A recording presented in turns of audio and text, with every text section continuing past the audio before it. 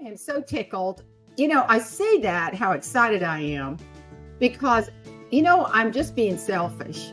I am bringing in my favorite people from incredible memories of the past that actually I feel blessed to know, because these folks are smart, they're on top of their game, and it's just wonderful to connect and do a deeper dive with this wonderful man that I absolutely love. He doesn't know just how much I love him, but I do. Don't tell my husband. Here we go, Ford Saeks. Woo! Let me unmute you. Oh, Lord. Oh, quit that.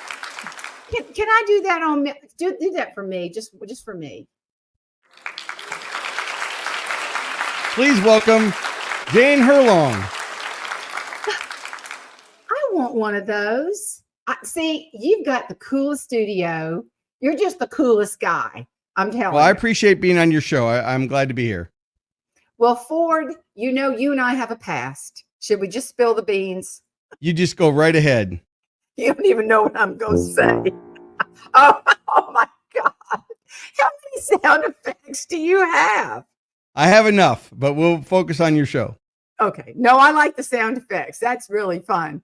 Well, I met you. I heard of you before I really met you. And you came to our local chapter, our Carolinas NSA. And really and truly, before I say this next part, you changed my speaking completely, my marketing, everything, because of one sentence you told me in front of everybody. And you know what it was, right? You remember? Well, you make sure remind me. So they said, who wants to be brave and let Ford see their demo in their website? And I said, me. And I always do that.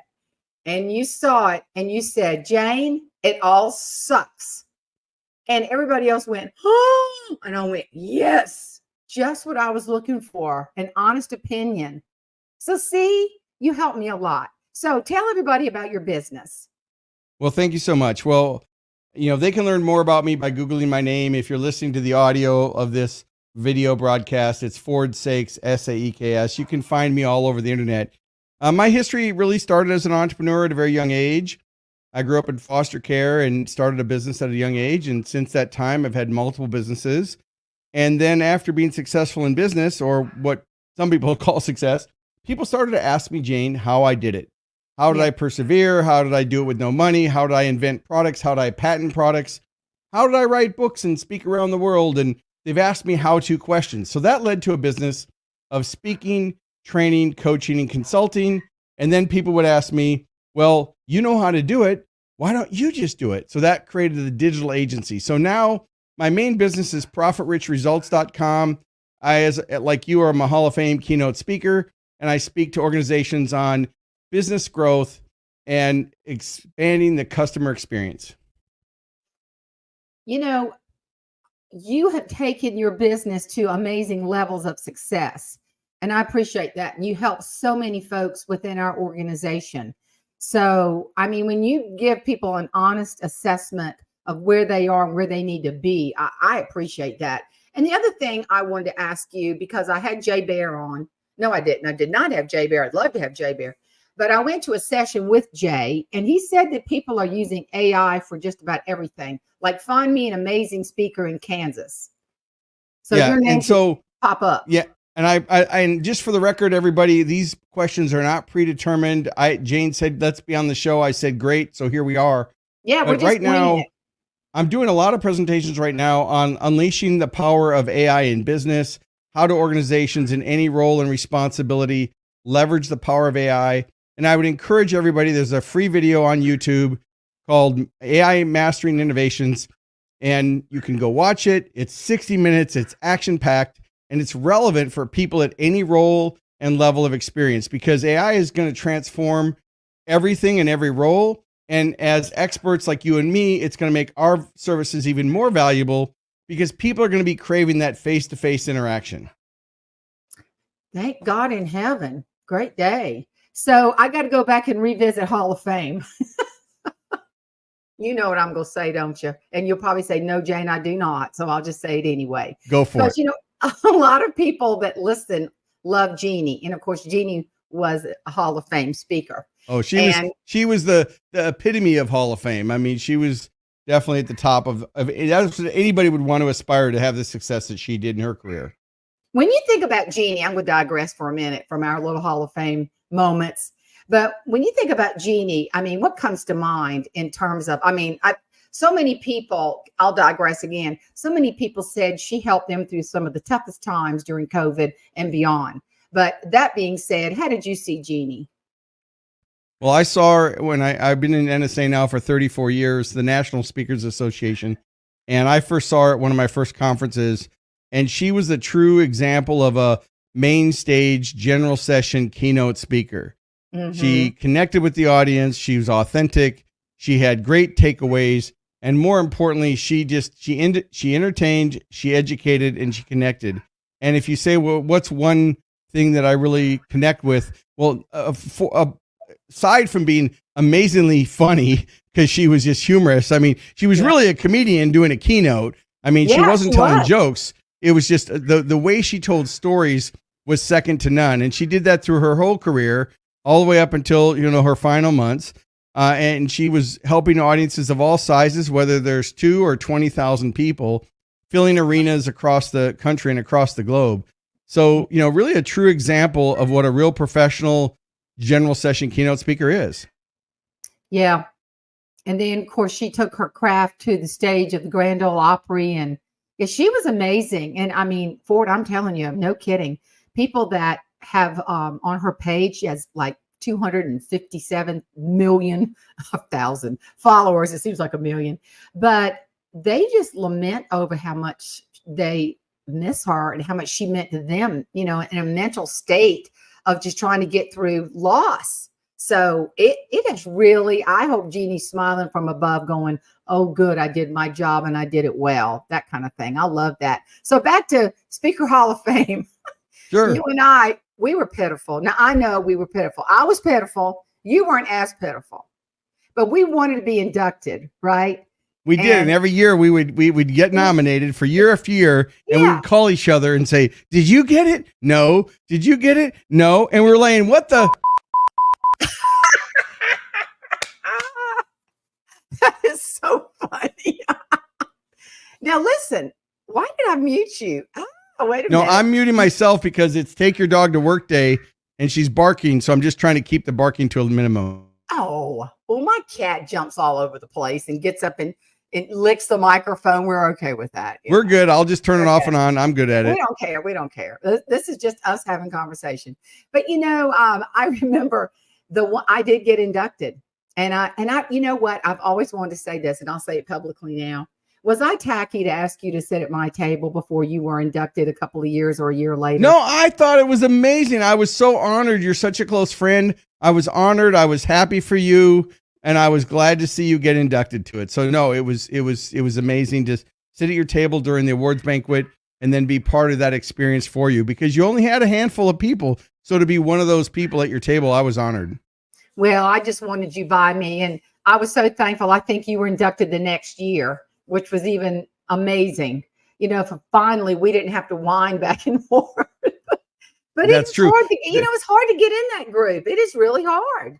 It is. Well, there's only like 200 people. For those of you that don't know what we're talking about, being inducted into the Hall of Fame of the National Speakers Association, there's only about 200 people that are still alive, maybe 187 that have been inducted. But this is only 1 to 5 people get inducted each year out of thousands. And so it really is a top honor. You can't buy your way in. You can't qualify to be in. You literally have to be inducted, and it's called a council of peers. And what it does is it represents an example of professionalism. There's a lot of different people who get inducted, and it doesn't mean their styles are all the same. It just means that we're recognized for the contributions and the impact we make on our audiences. Yeah. And I love our quarterly meetings. And of course, you and I are just privileged to that, and which other CPAEs, but they share lots of knowledge, and I love it. And you're another person that shares lots of knowledge. What are you seeing out there now that your audience says need? I mean, when you present, is there a theme of some sort that maybe is a little different? Is it the same? Tell me about that. Well, being in business for 34 years as a speaker, You always want to remain timely, topical, and relevant. The landscape has changed. The way people consume information has changed. The younger generations, whether you're Gen Z, Gen Y, Gen X, traditionalist, boomer, whatever letter you want to give yourself, people consuming information different. So one of the things that's changed is, people are going to be on their phones doing your presentation. They have shorter attention spans.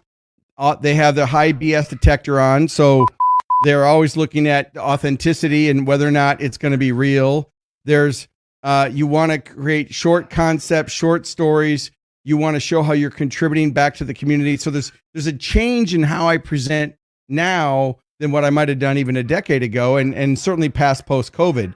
So in order to engage the audience, the content is one thing, but it's the delivery. So you can be the best expert in the world, but if you don't know how to deliver it, then it doesn't make an impact. And you can be someone who's funny, but if you have no content. So the real balance here is, how are you entertaining like you, because you're so funny and you sing and have all these other talents, which of course I'd love to be funny and be able to do that.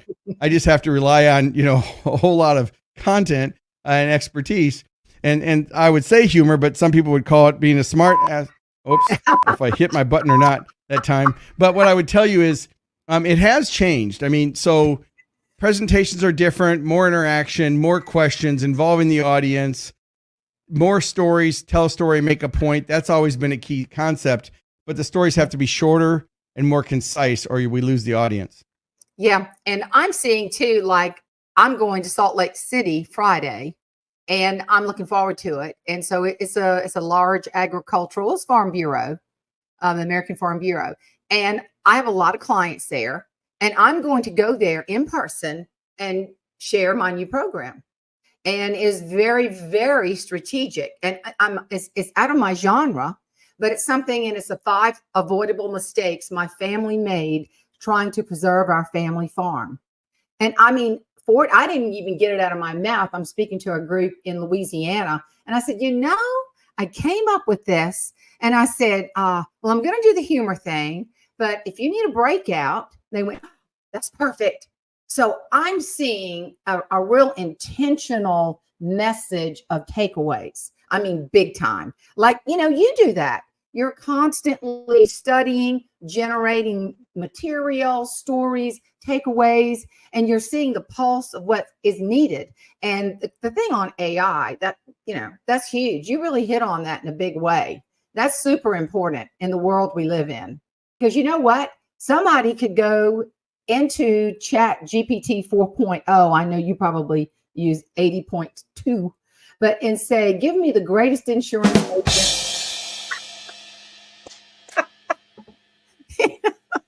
And they could do their business just from AI telling them who to call. It's crazy. So yeah, I didn't mean to interrupt your flow, but so the key here, so everybody listening, you get a pen and write this down. It's profitrichresults.com/mastering-AI. So if you want to go there, you can opt in, you can go watch the video, and I got some bonuses. It's free. There's nothing to buy.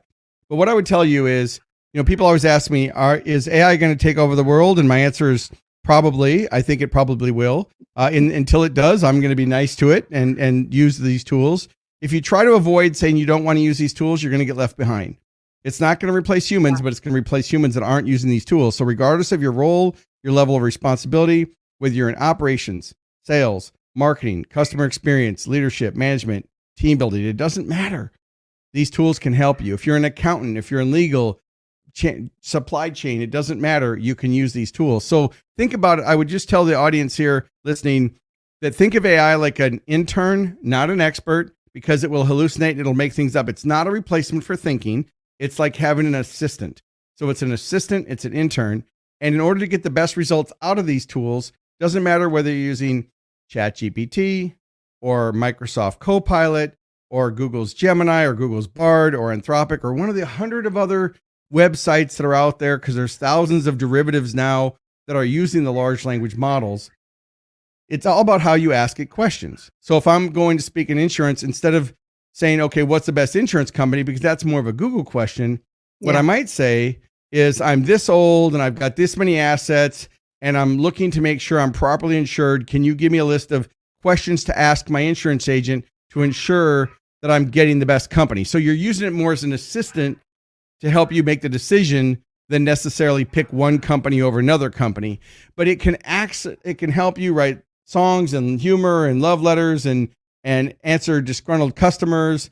It can help you with proposals. It can help you with email. It can do math. It can do high-level data analysis. We were just doing a financial meeting with a company, and I said, "What's your burn rate?" And they said, "Well, I don't understand. What do you mean burn rate?" And I said, "Well, the burn rate is taking your total expenses divided by the number of employees divided by the number of hours, so you know what is each hour worth, and are you using the highest and best use of your time? At what point should you hire somebody to do something versus do it yourself?" And again, we went into the whole topic. Well, I went to ChatGPT and I said, "Well, if my general overhead expenses per month is $50,000 and I've got 4 staff people, what's my burn rate?" And it said, "Okay, well, per person per month, it's $12,500, and per hour, it's $78.20 or something like that." But it'll do math. It can do Excel spreadsheets. It can scrub databases. It can write programming code. So if you're listening and you're thinking, "Oh my God, it can do so much," what I would tell people is you need to go watch that video I produced. And the problem we have, Jane, as speakers, anytime something new comes out, like when YouTube came out, every speaker was a YouTube expert. When LinkedIn came out, every speaker. And when social media became a thing, every speaker was, "I'm a motivational speaker, but I'm also," so now I'm seeing in my feed on Facebook and things, everybody with a laptop is now calling themselves an AI expert. Oh, that's great. You know, and so the key here is it's not about me being the ultimate expert, but what you want is be open-minded, be a critical thinker, do your own research, play with the tools, and then you'll see, wow, it can really help you in any role in your business. Do you think it's going to take away a lot of the jobs that you know, we're hearing that it's going to take away? No, it already has. It's taking hundreds of thousands of jobs away. So anything that's task-oriented or anything that's repetitive is going to be replaced with AI or robotics. It just is, because it's cheaper, easier, and faster. I saw a California restaurant hamburger joint. It was nothing but AI. I mean, they fix your burger. They do. I mean, that's robotics as well. But there are AI assistants now. When you call a company, it answers the phone and talks to you like a real person. So it's not just an automated attendant that says press 1 for sales, but 2 for customer service. It'll actually say, "Hi, welcome to Prime Concepts. Hey, I'd like to talk to Ford. Hey, well, great. I'd love to get you connected to Ford. What's your name?" Like, it can actually have an intelligent conversation. We're not talking about pre-programmed responses based on what someone says. We're talking about like a sentient being that can see, hear, think, and produce things. So AI right now can talk to you. It can have a conversation. I can take a photo. I can take a photo of you right now and say, describe it. It'll describe what you're wearing. It'll describe the photos on your desk. It'll describe the lamp and the background and the door. I can ask you, it can listen to 3 seconds of your voice and it can clone it. And it can also, it can do some pretty fancy things. Like, I'm going to put this on the screen now because you're using StreamYard to broadcast this episode right now. It's not going to play full screen, but you'll be able to get the point. So right now, don't worry, there's really only 4 ways to grow a business. Number 1, you want more clients, but we don't want more clients. We want higher value clients. So what it's going to do right now is it's going to be AI in different languages. So Número 2, aumentar la transacción promedio. Sucede al agrupar o agregar mejoras de valor y ventas cruzadas para añadir recomendación via une so there it is, culture me de speaking French. Améliorer vier. Optimieren Sie Ihre Abläufe. There's German. Einer der besten Senmonkade Business Secho Saseru Hoho. And there's Japanese. だからシンプルに保ち。 So don't worry, we didn't watch the whole video. And if it was off the screen, the point is, I can update my link. I did a presentation. I got hired to speak to a company in Montreal, and they wanted French captions. They wanted me to record the video and put French captions. And I said, would you rather have me speak in English with French captions or me speaking in French using AI? And they said, well, we'd love to have AI. So I did my whole presentation in English. And then I used a program called HeyGen to convert it to French and sent it to them. So I did my whole presentation in French. So if you want to think about the possibilities of multilingual communication, There's phones right now and even eyeglasses where if someone comes up and speaks to you in another language, there's a sensor in your ear that automatically converts it to English. And then when you speak, there's a speaker on your chest that can actually answer them. So, I mean, where this is headed, I mean, I think it's really important, regardless of where you are and you're listening to this episode. This is going to impact everything in your life. I think it's going to ruin marriages and relationships. It's going to ruin the social structure. It's affecting how people are learned. It's affecting the universities, like our friend at High Point, New to Quebec. It's affecting High Point University. Students are using it to write the papers. Teachers and professors are using it to grade the papers. So its impact is just going, and it's accelerating at such a rapid speed. Yeah. So, just think about all the different things that it's doing there. How much have you invested in it yourself? How much have you invested, Ford? Can you tell me roughly? Is that tacky? I'll be tacky. No, money wise or time wise? Money, probably 20 grand in just different tools and things that I've paid for and events that I've gone to learn. It's important as an expert to, I only care about this if it's going to help me do 4 things. This is going to help me expand my brand awareness. Is it going to help me increase the average transaction? Is it going to help me increase my customer experience and how I communicate? And is it going to help me with my operations be more successful? So if it's going to help me in the 3 buckets, because people in business are good at one of the 3 things, Jane. They're either good at delivering the product or service, marketing and sales, or operations. They're never good at all 3. Typically, you're good at 2. So for me, I would be considered myself a top marketer, and that's including digital and the other modalities, and then being able to deliver whatever the product or service I'm selling is. So whether it's agency services or speaking or a product of some sort. Sporting goods products, automotive, childcare, things that I've invented. But that doesn't mean I'm a great leader.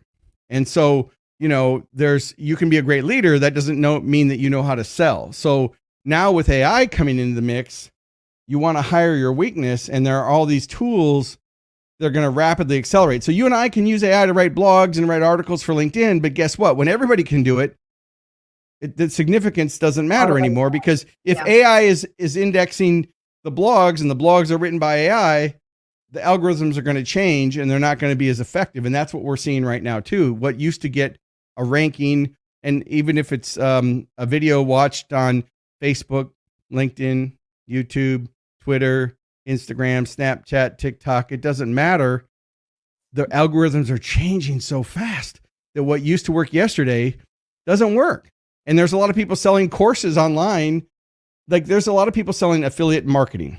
Affiliate marketing is where you sign up for somebody else's product, you promote it, and you get a commission every time someone buys. Mm-hmm. Well, there were people that were really successful after COVID that they dove into affiliate marketing, but then they saw their commissions go down. So they were looking for ways to supplement their sales.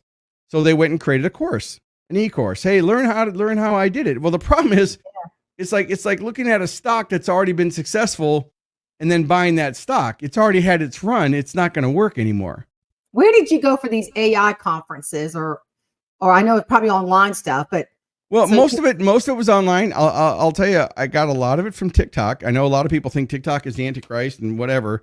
Look, it's just a communication tool. I'm more interested in, does this serve me and does it give me content that I'm watching? Now I know that you could say, well, are you just watching girls dance? No, that's an algorithm. Of course I'm not watching that. Of course. Hey, Ford, whoops, your instant wrong button. avatar's ready. I got all kinds of buttons I'm pushing. All right, let's get back to normal. I got flustered. You're talking about them dancing girls, honey. Yeah. So what I would say is I got my tips, a lot of them from short form videos that were on TikTok. Mm-hmm. And then I would look at their profile and go buy their course for, sometimes it was $49. Sometimes it was $4.99. Sometimes it's $2,500 to fly to Austin and be part of a committee. And a lot of them I was speaking at. So, if I go speak at a conference, I'm going to learn from the other experts that are in the room. So, I would just say this: if anybody calls themselves an AI expert, they are as of that point, but they don't know what they don't know. So if they act like they know everything, run as fast as you can, because this is changing by the minute. Goodness. And I mean, I did a series for Choice Hotels, 4 different cities on AI for the hospitality industry, so they could understand the impact of what AI was going to do. They were 4 weeks, 4 different events. each week I had to update my presentation because things had come out during that week. I gave a presentation last week and GPTs just came out, which is we can get into that if you have a question, but it's changing so fast. So let it go, breathe, use one of Jane Jenkins, Herlong's ways of releasing stress and anxiety and let it go. Right. Yeah. Well, it's changed your business, hadn't it? It has. It's changed. Business. It's changed how I do business, and it's made the people that work for me. And when I first, and I've changed, I've reduced some staff members in my agency because I can replace them with AI. And when I first did this for someone who was writing copy, they were really upset. They're like, I went to school for journalism for 4 years, and I think that's cheating to use AI. And I said, okay, did you use the microwave? And he was sitting there eating his macaroni and cheese that he heated in the microwave. And I said, is using the microwave cheating? Well, no. Well, why not? If you're a chef isn't going to look at using a microwave. I mean, did you grow the wheat and make the pasta yourself and milk the cow and make your cheese? I mean, so what's cheating? So these tools are here, and I think that if you put your feet in the sand, you're going to be like the way of the buggy whip, right? The economy's changing, so you need to let go of the past and embrace the future. Yeah, that's incredible. I knew you were all over it because I see your footprint all over the place on social media with sharing videos and just talking about it. And I knew, that's just the way your brain is wired. I think it's exciting. I've used it mostly for writing, and I'll write something, but I'll put it in AI, and it just blows my mind what it comes up with. And then I've used it in video, and I'm just scratching the surface as to what it can do. But you're right. I cannot believe how that technology is transforming our world. I mean, Jay Barry made the comment that he thinks websites are going to be obsolete. I mean, I don't know. I mean, we got to I think that the way people are communicating is changing. And I mean, there's been, like me, we used to have an agency where I sold the websites. I mean, we built your website years ago, one of your first websites. But now those websites can be built in India much cheaper. And again, this is for educational and informational purposes only. Do not send hate mail in the comments to Jane and for anything I say. Oh, no, everybody loves me and they love you too. But I would just tell you that I can't compete. And then the other problem is so they have economies of scale. So think about your digital footprint really as a communication tool. So whether you're an individual that wants to get a job, what's your digital footprint look like? So basically it's what shows up when someone Googles your name. What do people see? Yeah. And it's really your website and then the rest of the social media and your reviews and so forth. Yeah, I got it. So are you helping people with their websites, improve their websites with AI and search engine? Well, we're using AI to create narratives. We're using it to evaluate the customer experience, to look at the programming code, to make them load faster. So we're using AI to help do tasks that we used to have to hire a designer or a programmer for. I see. Golly, that's amazing. Okay, I'm going to go way, way, way back.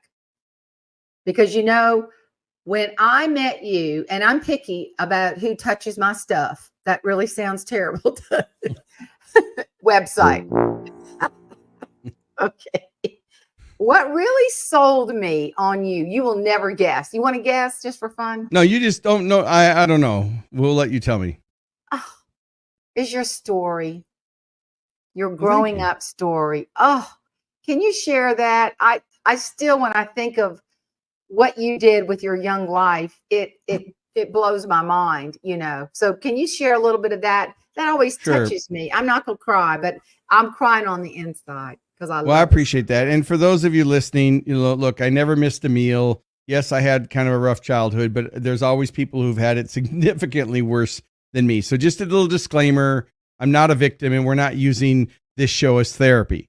All right, but we can all learn from our mindsets and we can expand it. So growing up, I spent a lot of time in foster care. I was an orphan and kind of was jumping around from house to house. And about 8 years old, I left and started running around at the streets, and I was just on my own. At 12, I found myself in a jail cell, 6 foot by 8 foot, thinking for Grand Theft Auto. And they didn't have the detention center open, so I actually was in the jail. And I was thinking to myself, maybe Jane, I haven't made the best life choices up to this point.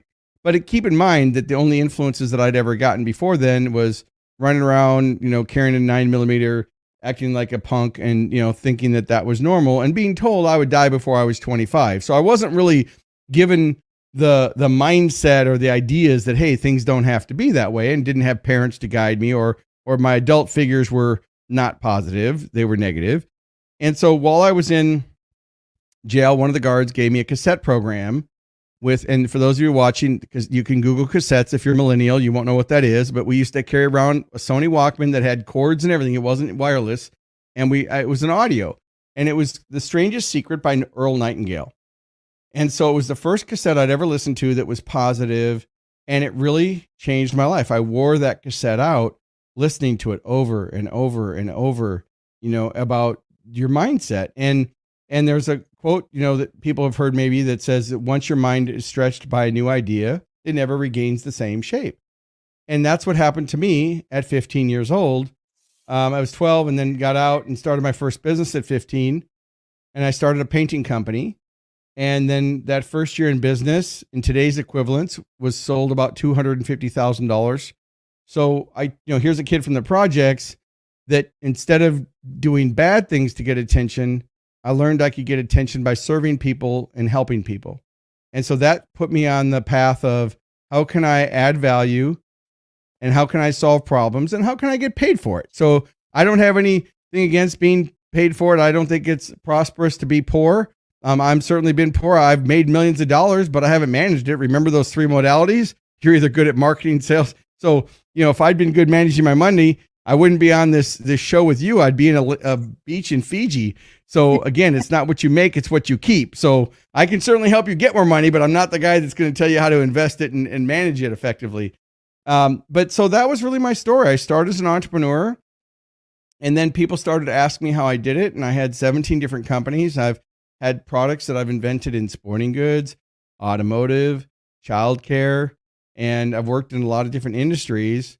And then when I sold the sporting goods company that I built up to $50 million in sales, gross sales, and 140 some people, then people started to ask me, Jane, well, how did you do that? How did you go from a napkin to a company? How did you go from a startup and grow? Now, since that time, I hear stories of even my clients in startups where, they started and they sold it for $350 million or some huge amount. And I was thinking, I made $50 million and I feel like a pauper.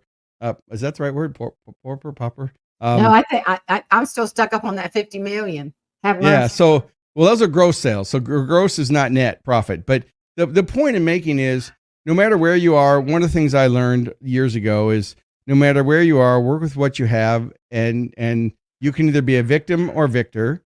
And I have to remind myself, as much as I'm saying to you this right now, I'm reminding myself I need to do the same thing. I mean, I went to the Olympic Training Center in 1984 and 1987. I was a pro cyclist. Pro has 5 categories, 1 through 5. I was a 2. So I want to be very clear. I was not a 1 like Greg LeMond and Lance Armstrong and other people that were pro at that level. I was a 2. But I went from 168, Jane, to 268 because I stopped working out. And so now I'm back down to around 250, but I know how to lose weight, but my life has changed. So I'm responsible. I control the fork. So, I overcome like anybody else, even though I have all these success strategies. And I wrote a book called, Superpower. I guess it's right over here. Yeah. I remember that. Yeah. We got that book. So a superhero's guide to leadership, but that doesn't mean I'm an expert on everything. I mean, it means I understand it and I implement it, but just like everybody else, I'm on that journey, and I've learned more from my mistakes. You can learn from your own mistakes, or you can learn from other people's mistakes.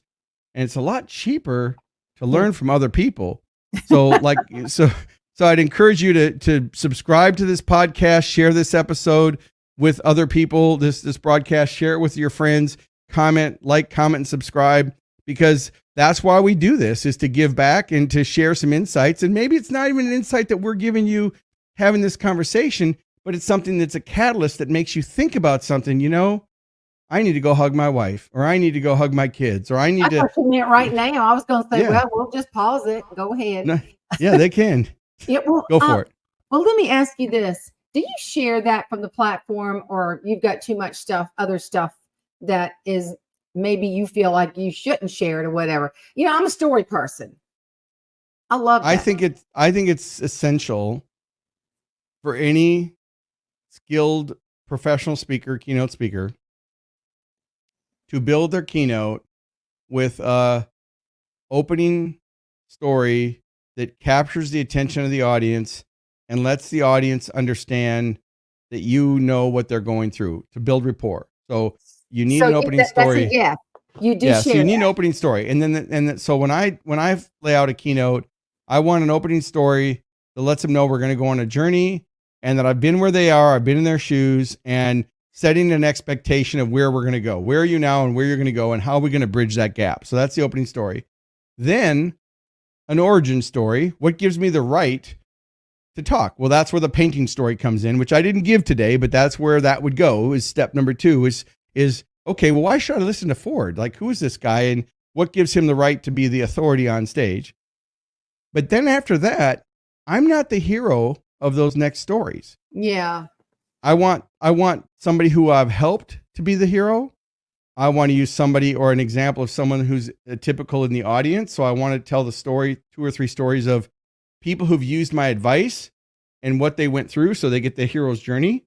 And then I want to close with an anchor story that lets them know that, look, here's what somebody did who used all these strategies and tactics that we're talking about today, so you can do it too, and end it. So now I don't know what your philosophy is for doing a keynote, but I found over the years that that's the formula for success and remaining relevant. Unfortunately, we both know in the number of years that you started when you were 6, yeah, and we both know people that were really successful in business, and then when COVID hit, they lost everything because they couldn't compete. They couldn't compete with the different mediums. They didn't know how to communicate. Maybe they were humorists, but you don't get that feedback of the audience, right? You don't get the laughter, the eye contact, and the other things. So I think that going forward with devices and the way people are tied to their devices and the way they're consuming content. I was just at a speakers roundtable with a good friend of ours, Steve Spangler. And I was talking to Steve, who's got, billions of views on YouTube. Go check him out, Steve Spangler Science. And, one of the things he told us is he's done, literally we're talking hundreds of millions. We're not making a number up. Just go check him out. So he's the guy I listened to about YouTube. And he said that their tests right now from YouTube, even though YouTube's trying to do long form or has always been long form content, TikTok's trying to go to long form content, but the studies show 12 to 18 seconds is the sweet spot. Yeah. How the hell am I supposed to talk about anything of value in, hell, I didn't hit the button. What's going on, Jane? You're missing it. That's a location. Don't worry about it. We'll just call it the location. Yeah. So I'm just like, how am I supposed to do that in 12 to 18 seconds? So I'm not saying you can't have longer form content, but you only have less than that to catch their attention. If it's like people ask me, how long should an episode of I have Fortify Live? I go live Wednesdays, 11 a.m. Central on Facebook, LinkedIn, YouTube, Twitter, Instagram, and something else. I don't remember now. What format do you use for that? So like you're using this format right now called StreamYard, and you're broadcasting it, or you're recording it and broadcasting it. Yeah. Well, StreamYard allows you to go live on multiple platforms. So in my show, I pre-record the episodes. We broadcast them live, but I'm there live. So those, if you watch, even though it says I'm there live answering questions in the background and chatting like I'm live. Yes. But the reason I do that is because sometimes the guest microphone doesn't work, the camera doesn't work, the lights don't work. Oh, definitely. Or they don't show up on time. And so to remove the stress, I pre-record and then I broadcast through StreamYard. But when you're in StreamYard, if you connect all your social media platforms together, then it goes out. So I don't have my affiliate link for StreamYard. I know that's a platform you're using too.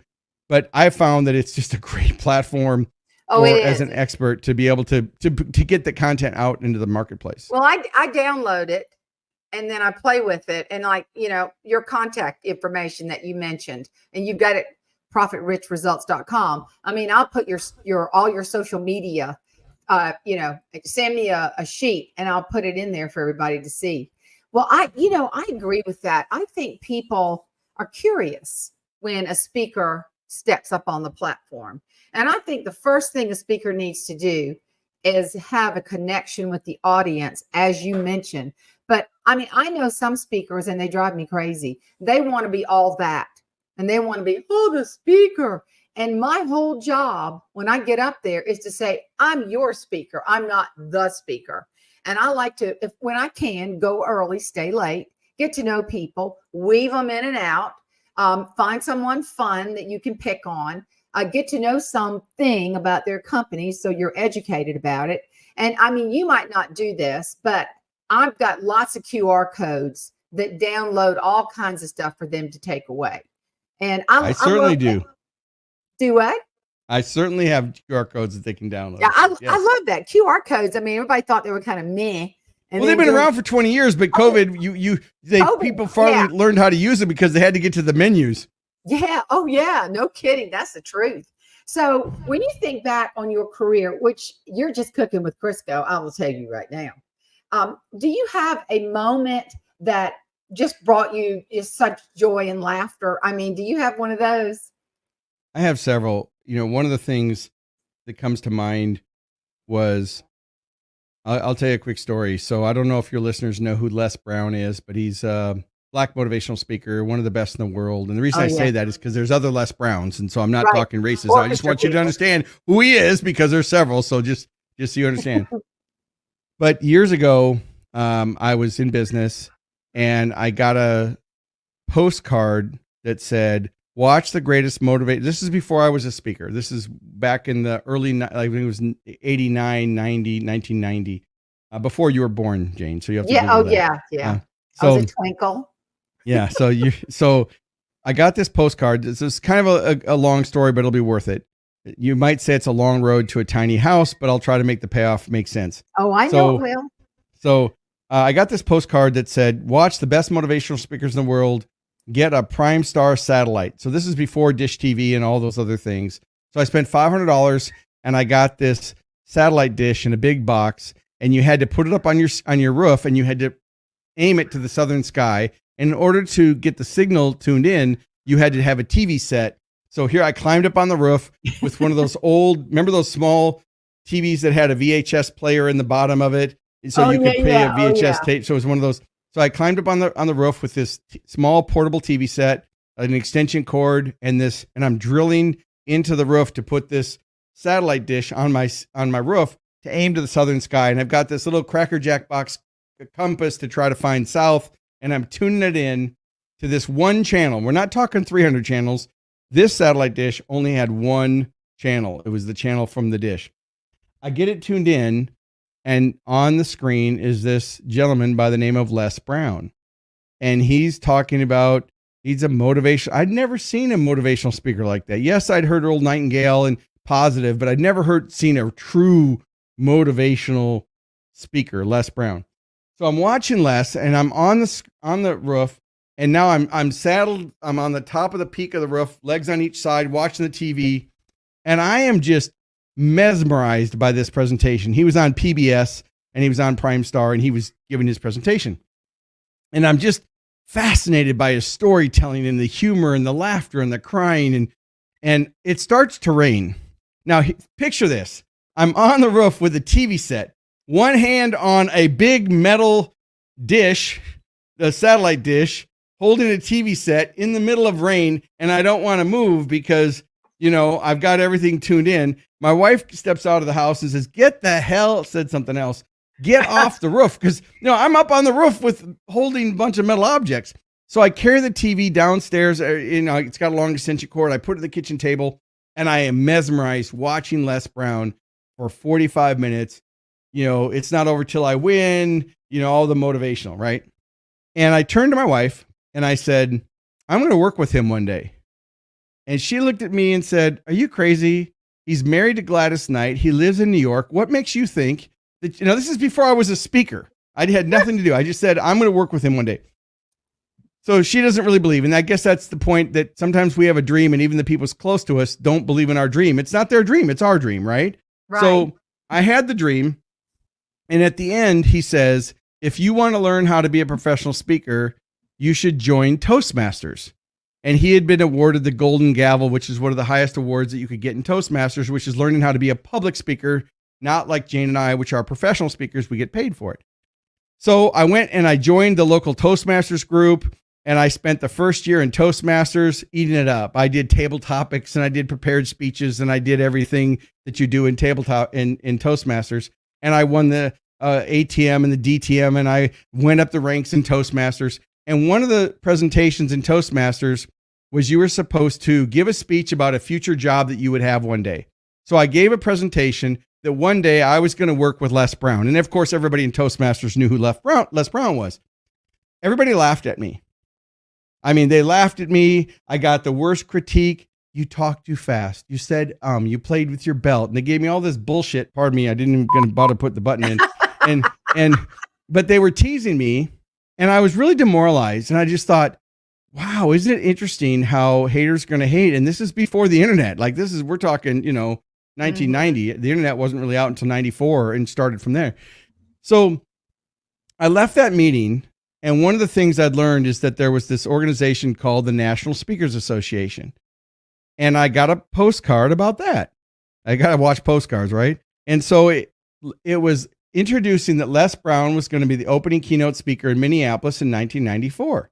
Oh, I was there. So I joined the National Speakers Association strictly so I could watch Les. Oh, wow. I mean, I just went there. So I went there. Say hi to your Thomas. I think he just shut the door, so he's good. So I went. Cat. So I flew to Minneapolis, where I was from. I grew up in Minneapolis, but I wasn't living there at the time. I went up in the front of the stage early in the morning before Les's keynote, and I waited in line with all the other groupies because he had a huge following. I get up, I shake his hand, and I said, "You're the reason I've joined NSA. Thank you for all you do." And he turned to me and he said, "I'm going to make you proud today. Thanks for coming." Now, of course, I sat in the front row and drank the Kool-Aid and was a little kid. And of course, there was Zig Ziglar and Brian Tracy and all these other people that were famous at the time. And so I went ahead and I joined the National Speakers Association. And then fast forward, now I'm starting to learn the business of speaking. And at the time, my keynote fee was $3,500. It's now $25,000. So just to put it in perspective, and the only reason we use fees is that kind of lets people know there's speakers that are hundreds of thousands. So don't anybody think that we're trying to be all that in a bag of chips. So fast forward, because I'm watching the time clock. So I joined Toastmasters. I went to NSA. I met Les Brown. And a year later, he needed help with marketing. Fast forward this story. I became his manager. So I did not know that. We moved all of Les Brown's products and business to Wichita, Kansas. And if you go look at his old books, it's all me. I produced all of his books. I did his infomercial deals. I produced his cassette programs. We did a 13-city tour. So I managed him for 3 years while he was married to Gladys Knight. So back to your original story. Was there ever an incident that changed my life in the speaking career? So I became Les Brown's manager. At the time, I was also doing full-day seminars for Career Track, Fred Pryor seminars, National Seminars Group, and Skill Path. And I was writing curriculum and doing train the trainer program. So I was learning because I already knew how to train and do all that way before NSA. I was doing that stuff. So fast forward. So now I'm at Les Brown's manager, and he would come to Wichita about every quarter because we would do a planning session, even though I traveled with him everywhere, him and Gladys. So I was a little kid being able to travel with, the Gladys Knight at the time. So guess what I did, Jane? You learned to sing Midnight Train to Georgia. Yeah. Well, actually, I asked, I was sitting with Gladys and I said, "Can you tell me something that no one else knows?" And she said the original lyrics in that song were Midnight Plane to Atlanta. So it was never Midnight Train to Georgia. It was Midnight Plane to Atlanta was the original lyrics in that song. So I got to see some insider behind the scenes. That was a dinner one night when I was like a little kid. Anyway, so I fly Les into Wichita and I think, "Les, can you come to my Toastmasters group with me?" So I go to the downtown Wichita Toastmasters. There's about 50 people in the room. Now, keep in mind, I'd quit. I'd gone on. I hadn't been back to Toastmasters in a couple of years. And I go in early and I say, "Hey, I have a guest. Can I bring a guest today into the episode or into the room?" And they're like, "Sure, Ford. It's great to see you. What you been up to?" And I said, "Oh, I'm just, working." And so in comes Les Brown. And you should have seen everybody's jaw drop. And so, of course, now the whole room is disrupted because here's Les Brown, an The icon, a celebrity in yeah. my local Toastmasters group. So guess what? I said, hey, would you guys mind if Les gave a little presentation? And they were like, yeah, you know, because sure. Oh, you burned So on it. Les gets up at the front of the room, and I kid you not, this is what he says. He says, now, as I look out on this audience, I want you to raise your hand if you were in the room when Ford gave his presentation on becoming my manager way before he ever knew me. And of course, nobody raised their hand. And I'm like, you were here, you were here, you were here. And I'm calling everybody Well, out, yeah, right? honey, As a they little, ain't as a gonna little fess kid. up to that. And so he proceeded to do a presentation about who are you to tell what everybody's dream would be? Yes. You know, who are you to say what's possible? So maybe you're listening to this episode right now and you have a dream. Maybe you want to start a business, get into business, get out of business, get a better job, whatever it is, get a dog, not get a dog. And you're ready to do something that you've never done before. Well, anything that you haven't done before, other people are going to tell you that it can't be done. So just keep that in mind. And once you do it, they're going to call you a hero for doing it. So, you know, you have to follow your own drummer. Of course, this is for educational and informational purposes only. You can't blame Jane and say, well, the speaker, his guest just said I should get divorced, honey. No, I'm saying, you know, you don't know where your inspiration is going to come from, but that was something that changed my life. And it also changed my life because those 3 years I was booking Les Brown at $30,000 a keynote, $25,000 a keynote. And I was speaking at Career Track for $750 a day, trying to get on-site training for $3,000, $3,500. So that was what changed my whole career and running him for 3 years. And then after about 3 years, I'm like, you know what? I'm never going to be Les Brown, but I certainly could add a lot of value. And so I've had a lot of mentors over the years, as have you. And so it goes back to the takeaway today. You can either learn from yourself, which is very costly. You can invest in books, audio programs, Audible, learning, LinkedIn learning, courses, master classes, or get your butt on a plane and get to an event and be around like-minded people that are interested in being successful. So that's what we call a long road to the payoff, which is pursue your dreams. Ford, I was so touched by both of those stories about your life. I didn't know that you'd, you know, your bad thing when you were little, but I Yeah. just knew that you had in your heart that you could do better. Oh my gosh. Do you ever tell that story, the Les Brown? I do it NSA chapters. I can do it in public, but I have to be careful because I mean, I respect Les a lot. He's like a brother to me. You know, we spent a lot of time together, you know, again, 3 years on the road, every event we were together. I got to see the other side of the business. He's an amazing inspiration to millions of people. If you watch any motivational YouTube videos, probably every other one has Les Brown. So I know that Les has never pursued his legal rights to the copy, but I recognize his stories in so many other motivational speakers that are using clips or sound bites from him, millions and millions of videos. And he's a treasure for sure. Did you see him last NSA convention? Yeah, I was actually speaking that weekend, so I wasn't there, but I heard he was there. Oh, so I sat at the table with him when Willie got the Cavett and Del Toro. I don't know how to pronounce Del Toro's last name. You said it right, Del Toro. Yeah, when he got the CPAE. It was just, but I am so touched by what you shared. Thank you so much. I think, you know, Anito always says adversity. Now, I'm sure he didn't take this from Les. Adversity can be your best friend, and it can be. You know, when you just rock along and everything's hunky-dory in life, you wonder, am I ever going to be better? You will never know until you have some hardships. And they can open doors and open your eyes to new things that you never thought.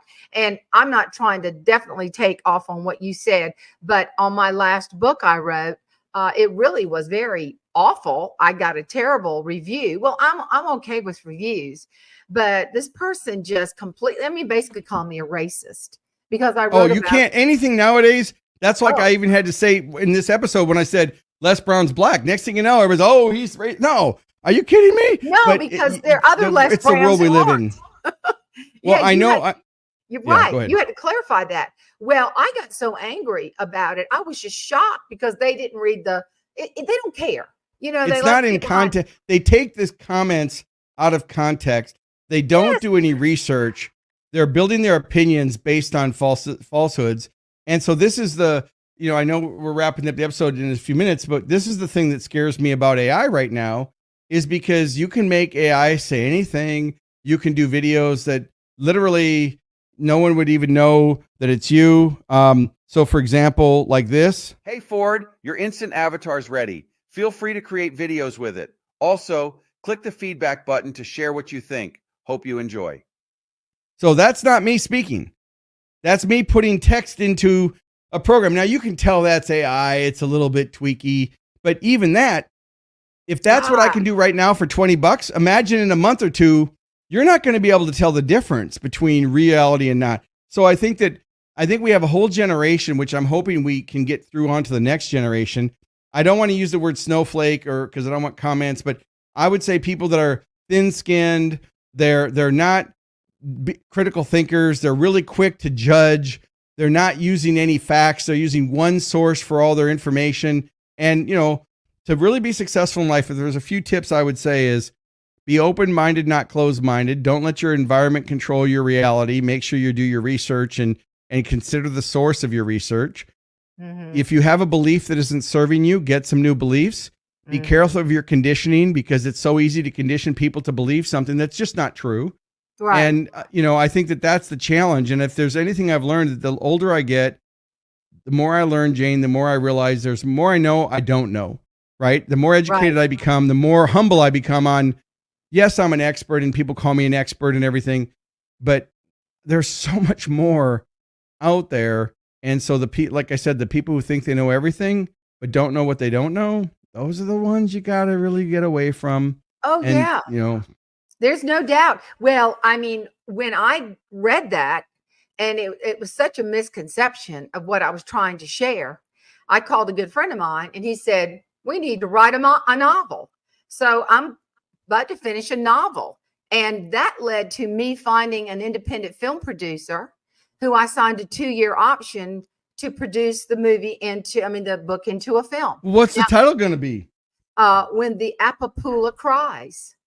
It's out of my, I haven't really talked about it on the shows yet, but what my point is, if you let things cripple you, they will. They will cripple you, but you can take that one thing and say, okay, I'm gonna break the sides of the box and I'm gonna step out and I'm gonna do something about that. And I'm motivated. And that's what happened to you pretty much. Instead of roadblocks, you said, hey, that's not a roadblock. That's just a different avenue to take to find something better. But to your point, people that have their dream just twisted, like the Toastmaster story. I mean, you could have, for the rest of your life, Ford, you could have just painted. You could have just painted houses. But no, you said, wait a minute. I'm not going to let that stop me. And that is the difference. I got up and I started listening to David Goggins on discipline. I have a trainer in my bedroom, a bicycle on a trainer. I got on it this morning. I'm like, I need to get to work. I've got calls and, Zoom calls and webinars. I'm like, no, I'm taking 30 minutes for me. And so that inspiration came from David Goggins, which I've never met other than through the videos online.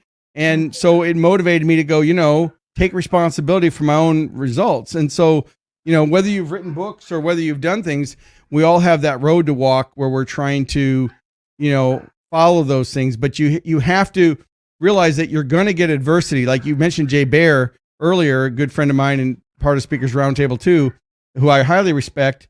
And he talks about, he wrote a book called Hug Your Haters, and I've got over 1,000 subscribers on YouTube, which is not anything, by the way. People have, millions.